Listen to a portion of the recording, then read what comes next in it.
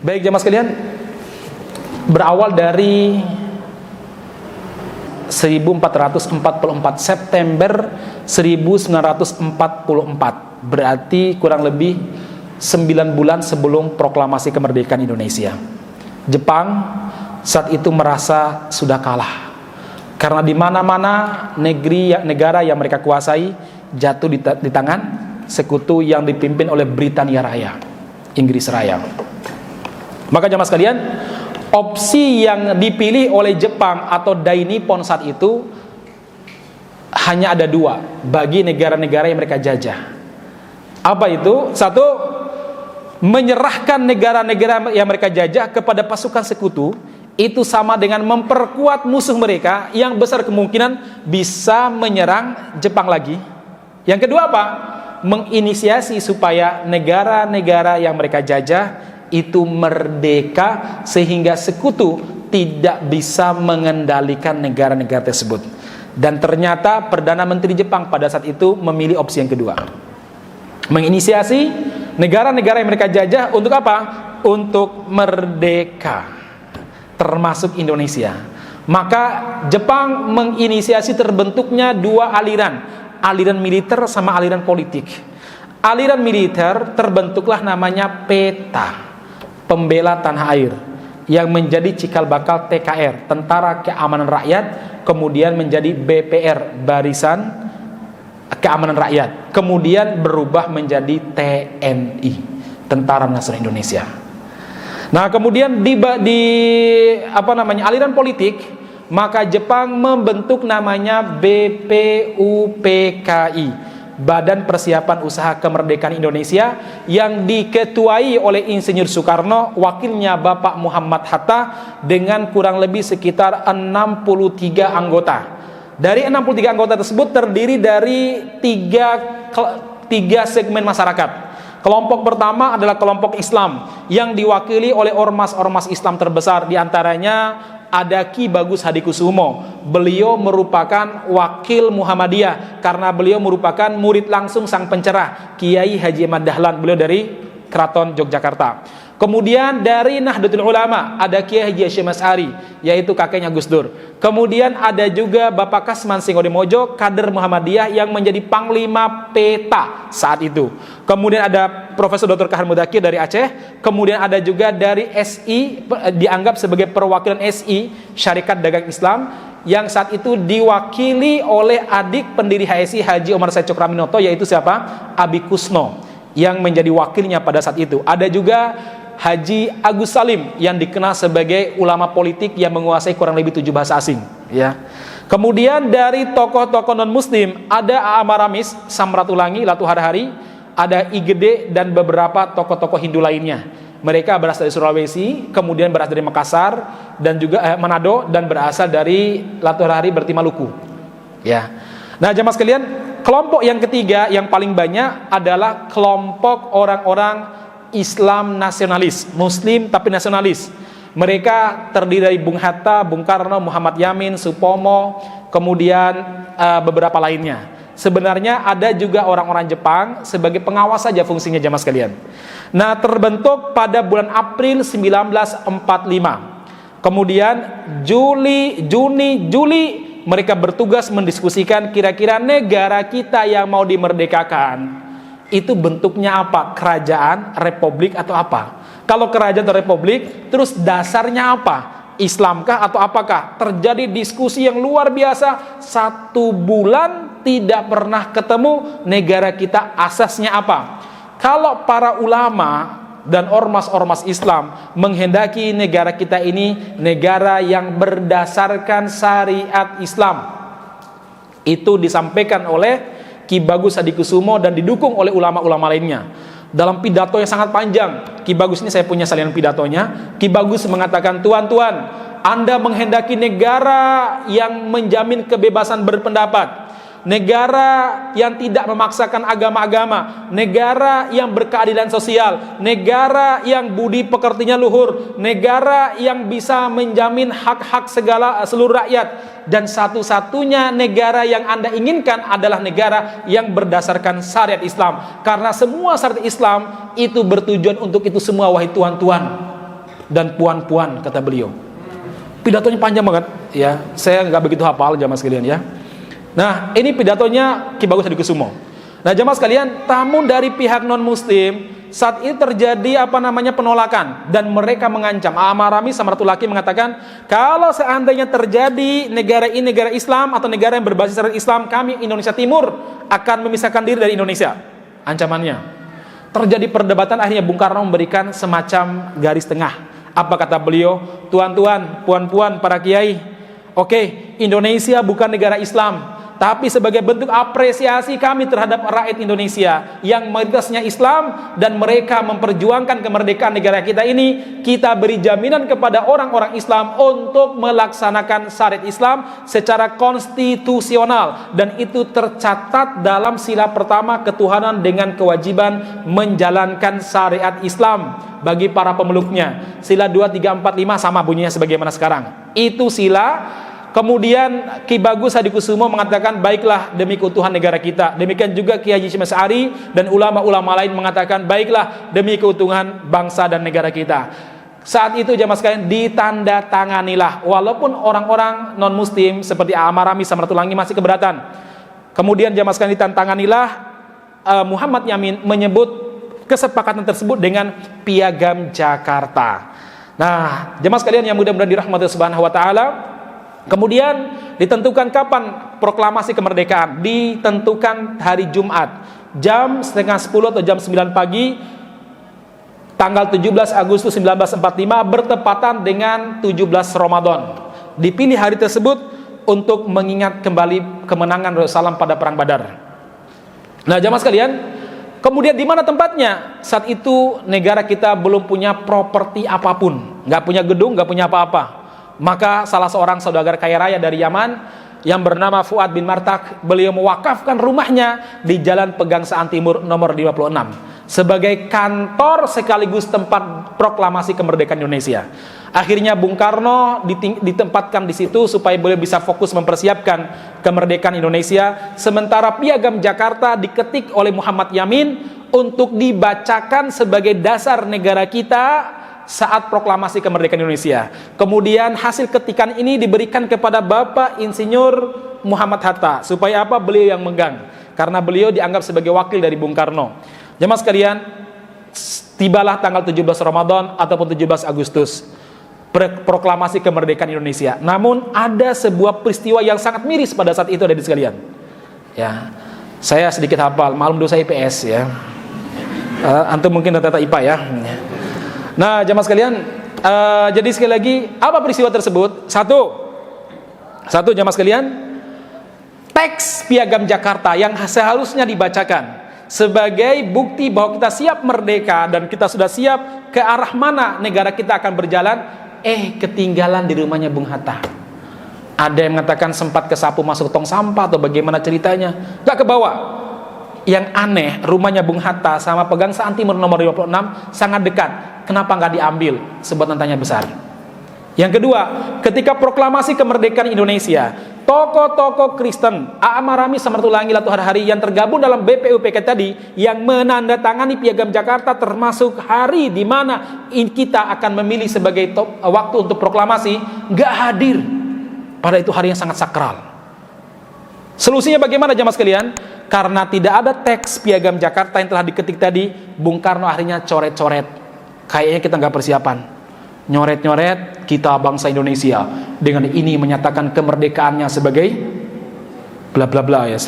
Rodo-rodo nggak hafal lagi tuh ya. Soalnya nggak kayak Al-Fatihah yang tiap hari dibaca sih ya. Nah jamaah sekalian, nah itu dianggap sebagai teks proklamasi. Walaupun sebenarnya Piagam Jakarta yang harus dibacakan. Nah pertanyaannya, kemana tokoh-tokoh non muslim tadi? Kenapa mereka tidak hadir? Ada sih yang hadirnya, sebagian besar nggak ada. Kemana mereka?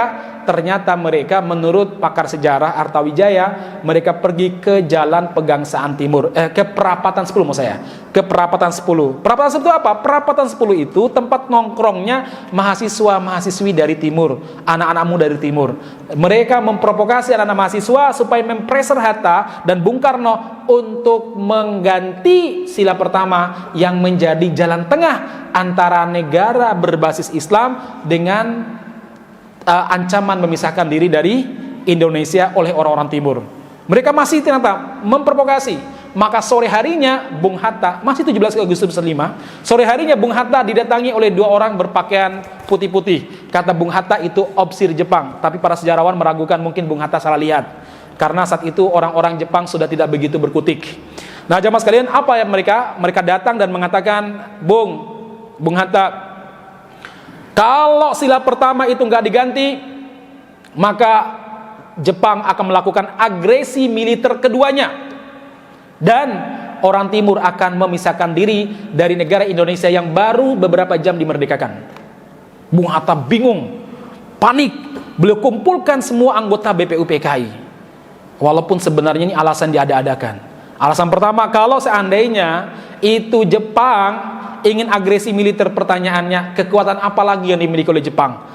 Beberapa hari sebelum peristiwa proklamasi kemerdekaan Indonesia, tepatnya tanggal 6 Agustus dan 9 Agustus, Hiroshima sama Nagasaki, kota terbesar yang dimiliki oleh Jepang, itu dibom atom oleh tentara sekutu. Udah lemah, nggak punya kekuatan apa-apa jemaah sekalian.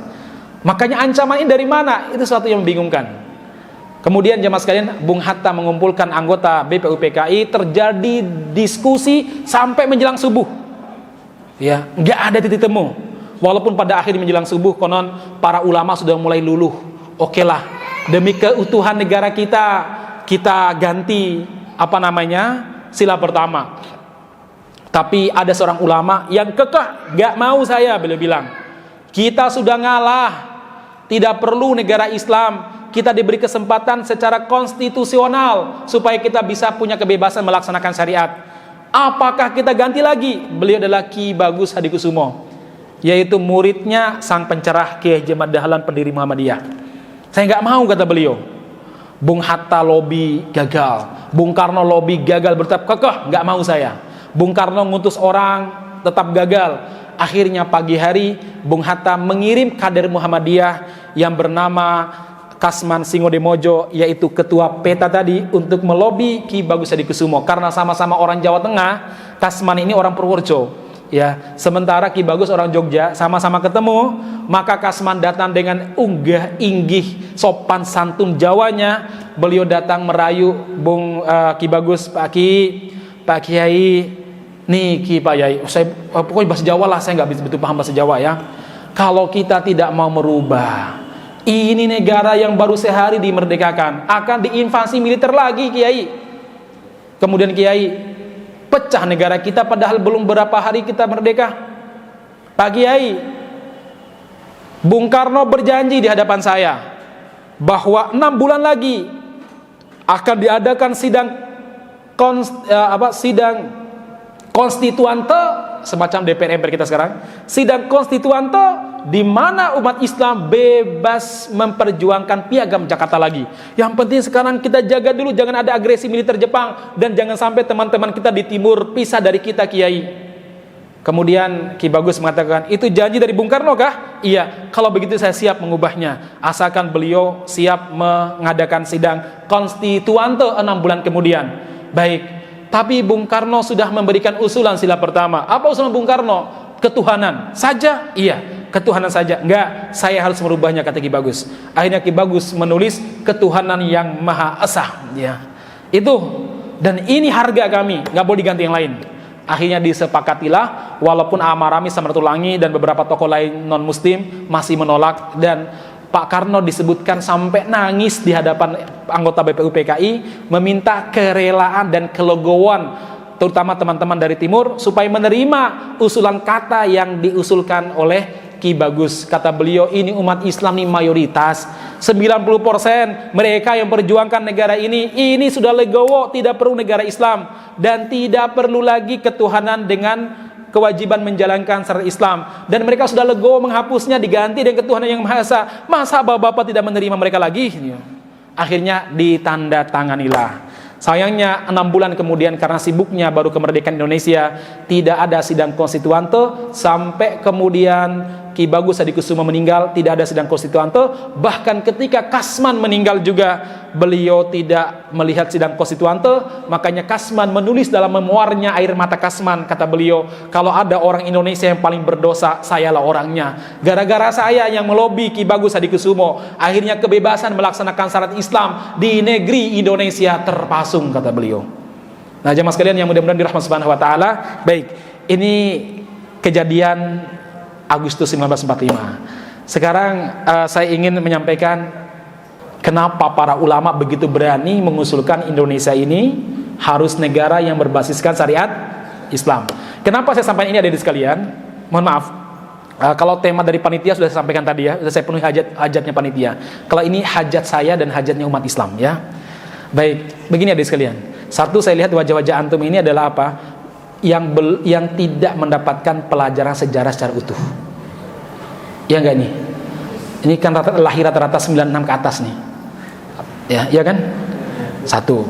Yang kedua jemaah sekalian, adalah apa? Hari ini ada mental inlander yang menimpa umat Islam Indonesia. Mental budak. Jadi kita hidup di negeri kita seperti orang bertamu di negeri orang. Jadi kalau berbicara Islam tuh ketoke kiku, kaku, kemudian merasa bersalah kalau bicara syariat Islam tuh, merasa takut, merasa khawatir dituduh macam-macam. Ya begitu. Anda itu muslimlah yang paling berkuasa di negeri ini. Saya akan berbicara berdasarkan apa yang disampaikan oleh Ki Bagus Hadikusumo dan para ulama dalam pidato ketika diskusi di BPUPKI, jemaah sekalian. Jadi ada narasi seakan-akan kalau Anda jadi muslim yang baik itu nggak cocok di Indonesia gitu. Seakan-akan Indonesia sama Islam itu benturan terus ya. Nggak begitu. Baik, ada 5 alasan yang disampaikan oleh para ulama, founding father negara kita, kenapa mereka mengusulkan Indonesia harus menjadi negara yang berbasis syariat Islam. Begini jemaah sekalian. Satu alasannya beliau adalah apa? Umat Islam jumlahnya paling mayoritas. Beliau sebutkan 90%. Jangan sampai hak 90% ini ditinggalkan karena ada kepentingan orang-orang tertentu, kata beliau. Dan wajar, dalam dunia demokrasi pun hak mayoritas apalagi 90% harus lebih dimuliakan dan diutamakan, diprioritaskan daripada yang 10%. Ini bukan hegemoni mayoritas kepada minoritas, enggak. Tapi ini adalah hak jamaah sekalian, haknya orang Indo, haknya orang Indonesia. Ibarat begini, kalau Anda di sekolah, anak-anak anak-anak rata-rata 90% muslim, kemudian mereka minta supaya ada musola atau mungkin sholat zuhur harus ada jam sholat, wajar karena itu hak mereka jamaah sekalian. Bukan hegemoni mayoritas terhadap minoritas, enggak. Walaupun sekarang kebalik, hegemoni minoritas terhadap mayoritas ya. Nah jemaah sekalian, satu. Yang kedua jemaah sekalian, Ki Bagus mengatakan bahwa yang memperjuangkan kemerdekaan Indonesia ini sekali lagi umat Islam. Siapa? Umat Islam. Kenapa demikian? Silakan Anda cari nama para pahlawan dari 1512 sejak Portugis masuk ke Samudra Pasai Aceh. De Albuquerque membawa puluhan ribu orang-orang putih Portugis menguasai Selat Malaka. Kemudian Adipati Yunus yang berasal dari Demak Bintoro dikirim oleh ayah mantunya Raden Patah, pendiri kerajaan Islam Demak Bintoro. Untuk apa? Untuk berangkat menyeberang ke sana membantu saudaranya di Samudra Pasai. Nama-nama para pejuang semuanya muslim. Adipati Yunus yang kemudian dikenal sebagai Pangeran Sabrang Lor. Anda mungkin baru ingat nama beliau ini ya. Ulama besar kita, mujahid yang luar biasa, nggak kalah dengan Barbarossa. Kalau Turki sekarang membuat serial Barbarossa ya. Nah seharusnya kita membuat Pangeran Sabrang Lor ya, seorang pahlawan yang luar biasa ya, ahli maritim. Nah jemaah sekalian, silakan Anda sebut mulai dari Aceh. Siapa contohnya ada Sultan Iskandar Muda, ada Tuanku Imam Tengku Umar, Tengku Cigditiro, kemudian ada Panglima Polim, ada Cut Nyadin, ada Cut Meutia, kemudian ke Sumatera Utara ada banyak ulama, diantaranya adalah Pangeran Maimun dan lain sebagainya. Kemudian masuk ke Sumatera Barat, ada Tuanku Imam Bonjol, Tuanku Nan Renceh, ada Haji Miskin, Haji Abdurrahman. Kemudian masuk ke Palembang, ada Sultan Badruddin Shah. Masuk kemudian ke Lampung, ada Raden Intan, seorang mujahid dari Lampung asli. Kemudian dari tempat beliau Banten, ada Sultan Ageng Tirtayasa, ada Syekh Yusuf Al-Makassari yang dulunya Panglima Sultan Hasanuddin di Makassar yang hijrah ke Banten. Kemudian masuk ke Jawa, lebih banyak lagi di Jawa jamaah sekalian ya. Ada Sultan Gunung Jati, ada Sultan Agung Hanyokrokosumo, kemudian ada Diponegoro, ada Trunojoyo. Kemudian berikutnya kemana? Pindah ke Ternate Tidore, ada Sultan Nuku, Sultan Babula, Sultan Khairun dari kerajaan Islam Ternate Tidore sampai Fak-Fak Papua sana. Kemudian dari Sulawesi ada Sultan Hasanuddin. Kemudian dari Kalimantan, Borneo ada Pangeran Hidayat. Kemudian ada Pangeran Antasari yang bergelar Panembahan Amiruddin Khalifatul Mukminin. Ya, Muslim semua, Muslim semua jemaah sekalian. Alasan kedua, saya minum sebentar ya. Baik, jemaah sekalian, alasan ketiga adalah apa? Mereka berkeyakinan bahwa spirit, inspirasi yang membuat kaum muslimin Indonesia berani melawan penjajah Belanda, penjajah Portugis sampai penjajah Jepang hanya satu jemaah sekalian, Islam. Apa? Islam, bukan yang lain. Mohon maaf, saya sangat cinta negeri saya Indonesia dan saya siap menumpahkan darah untuk membela negeri ini. Cuma kita harus bicara sejarah. Indonesia itu baru ditemukan kata. Tahu kata? Kata Indonesia itu baru ditemukan 1920-an. Kemudian populer pada Sumpah Pemuda 1928. Dan baru punya negara 1945. Anda tahu sejak kapan para pahlawan kita berjuang melawan penjajah Eropa Barat?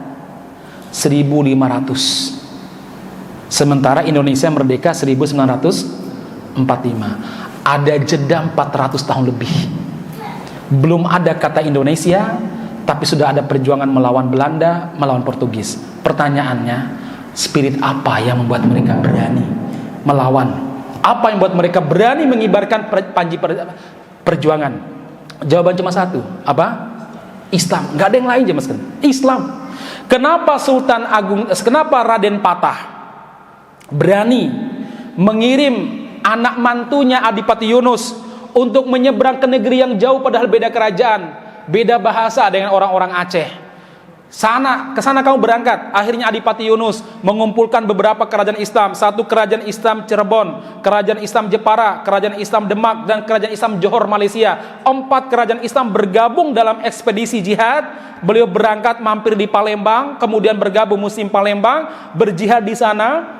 Setelah perang sekian bulan, kemudian beliau tarik lagi karena nggak mungkin melanjutkan, sampai di Jawa, di Demak Bintoro. Sang mertua meninggal, yaitu Raden Patah. Ya, beliau adalah putra dari Brawijaya kelima, raja terakhirnya Majapahit. Jadi ada kaitannya jemaah sekalian. Nah, kemudian apa?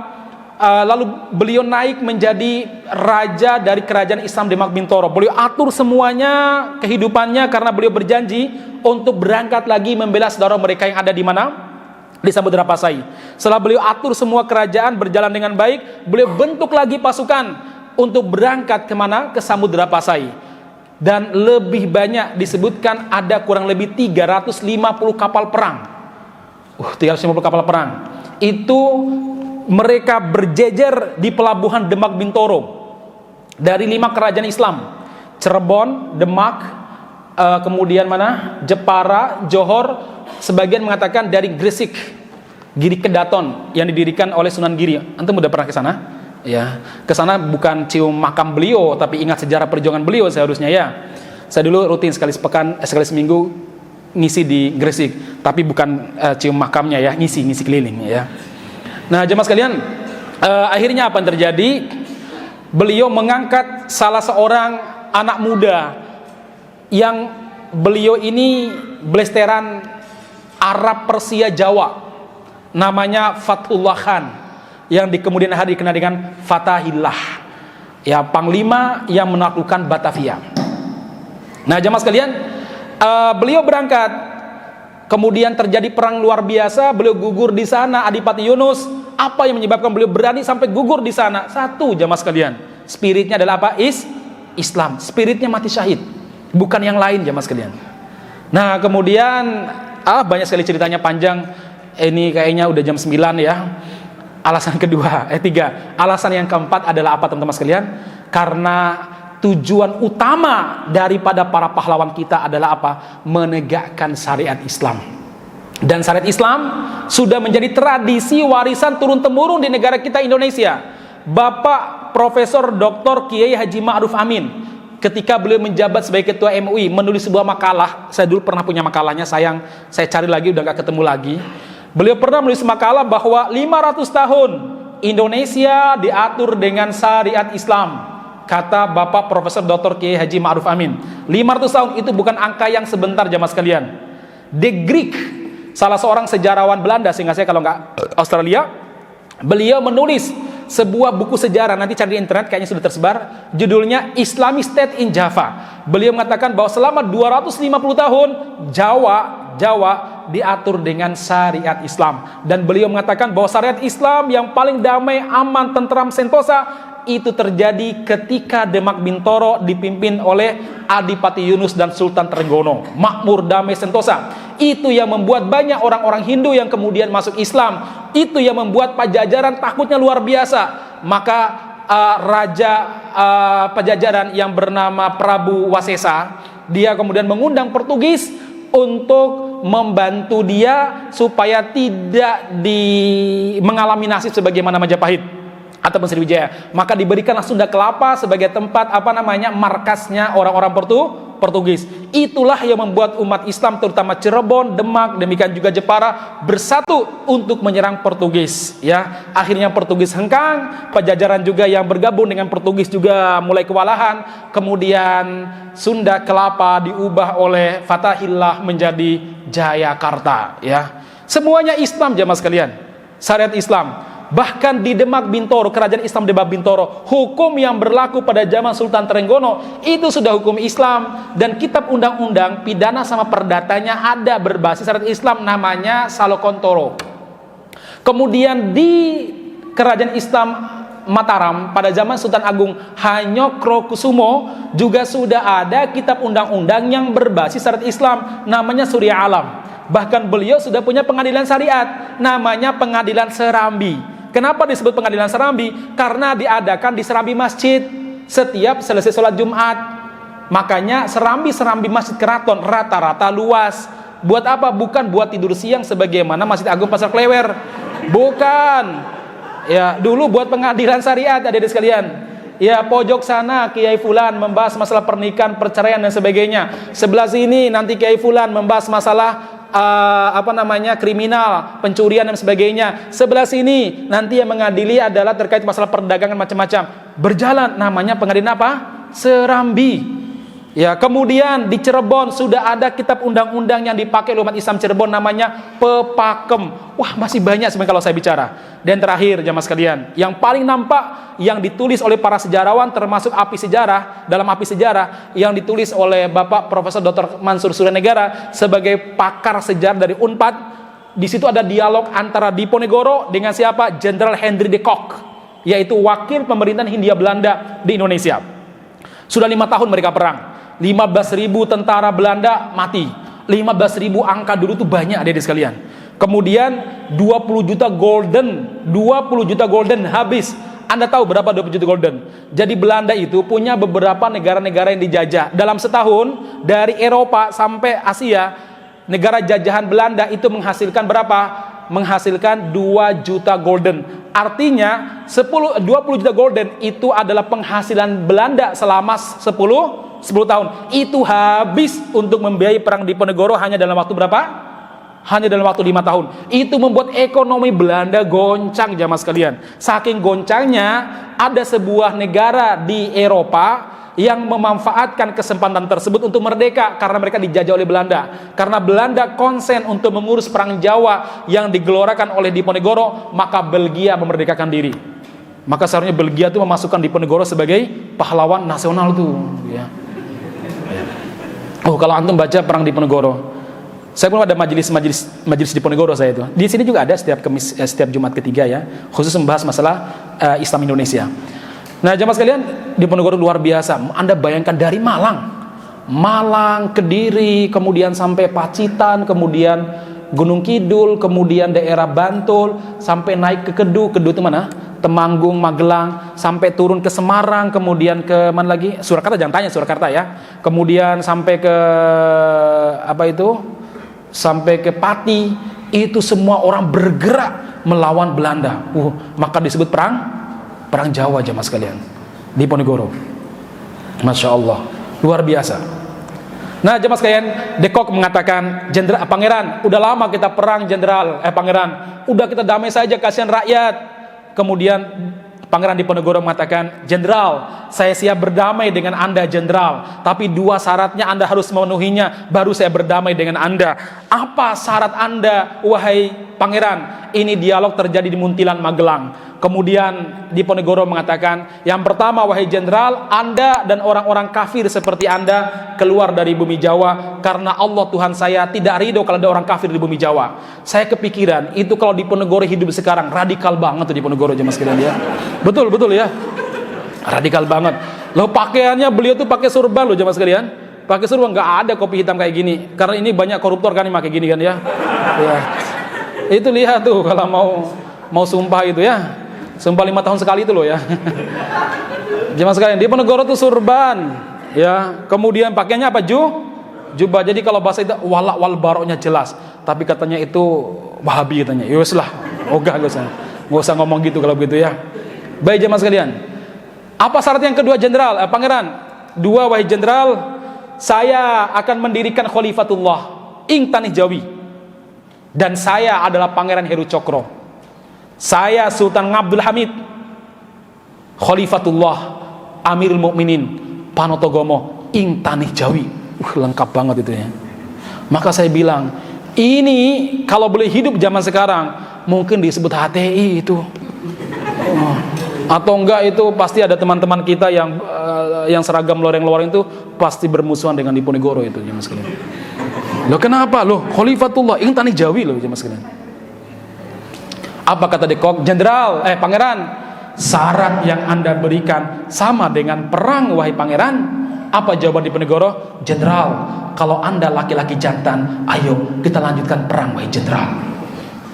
Jadi saya membayangkan dulu, Jawa dulu jamaah sekalian. Kalau antum ingat, nggak hidup soalnya ya. Masih ingat sejarah bacaannya. Jawa dulu itu dikenal sebagai orang yang sangat temperamen. Unggah-ungguhnya jarang.